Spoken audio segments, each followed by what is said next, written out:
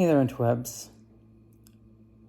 Normally, I would follow that phrase up with, I hope you're all doing well. And I do hope you're all doing well, but weirdly, it doesn't really feel appropriate to say that right now because I'm not entirely doing well.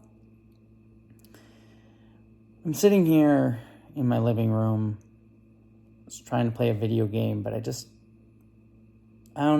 want to talk and think about just everything right now. It just feels like too much, and I know I can't be the only one feeling it, so I just wanted to share some thoughts right now. I think any of us who are paying attention to world news, stuff going on in Israel and Palestine right now, are feeling some mixture of anger, hatred, frustration, fear, horror. No matter where you fall on anything that's happening, I think you have to be feeling those human-based emotions.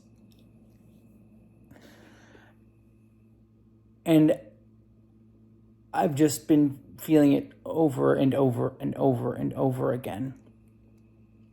And it just makes me want to scream. And, I'm not going to get into the specifics in this video, not because I'm afraid to say what I think, but because I've said what I've thought elsewhere online. On places like Twitter, which is a terrible place to put anything for numerous reasons, but not the least of which is that you can only say so much on Twitter because it's a limited character limit, and this whole discourse, event, I don't even know, fucking tragedy that's happening right now is being fueled on people miscommunicating or not, and people reading into the gaps of what people say, that if, you said this, then you must mean this, and just that fueling consistent anger. And I know that a lot of that is part of how these things get fueled. And so I just have this feeling of futility because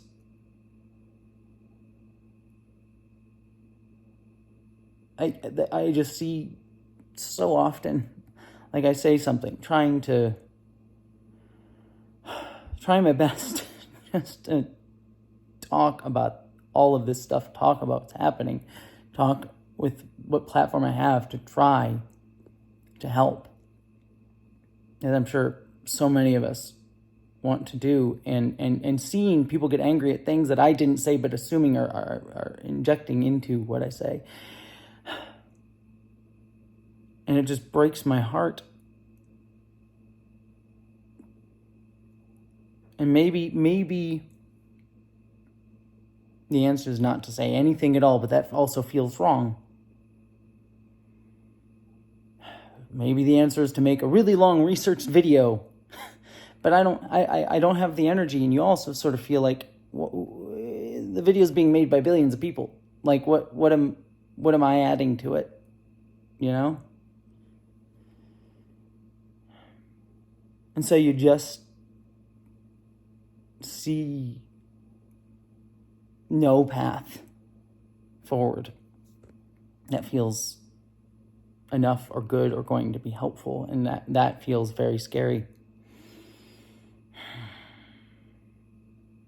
And I know I'm remaining vague, and again, it's not because I don't want to say what I believe. I've said it elsewhere, but it's not the point of this.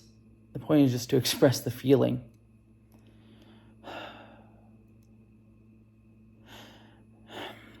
And frankly, this situation comes on the heels of so much other stuff that's been happening. Just dealing with my own little corner of this world right now as a trans person, just seeing a trans person in the United States. You see what's happening to trans people in the United States, and then I see all this stuff going on with Israel-Palestine, and it scares me because it's like,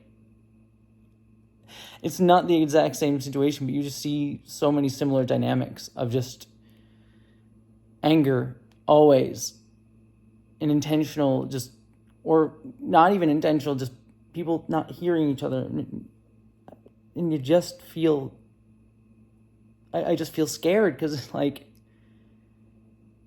it's just these human dynamics playing out, and it terrifies me.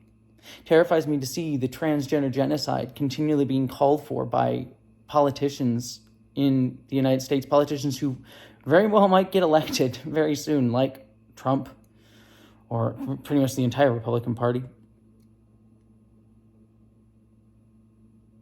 And knowing that there's an election coming, and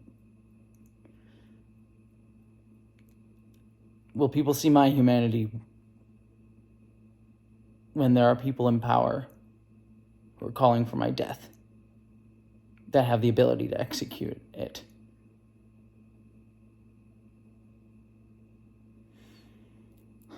And I don't mean to say like this is about me, the events going on in Israel, Palestine, or anything like that. It's just the feeling you feel on a human level about this. And I know I'm not the only one, not just as a trans person, but I know there are people who, from many marginalized groups, both in the US and everywhere, who feel this dynamic. And even those who aren't facing that violence, who just feel powerless.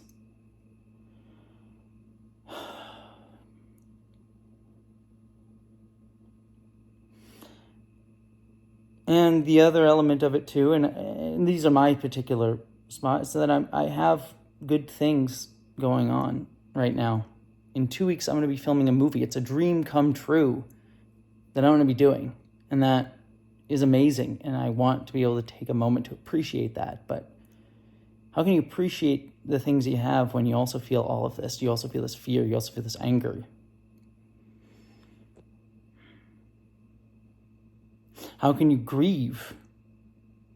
How can you feel sadness? How can you feel anything when you have to also feel so much else? I don't have the answer to that.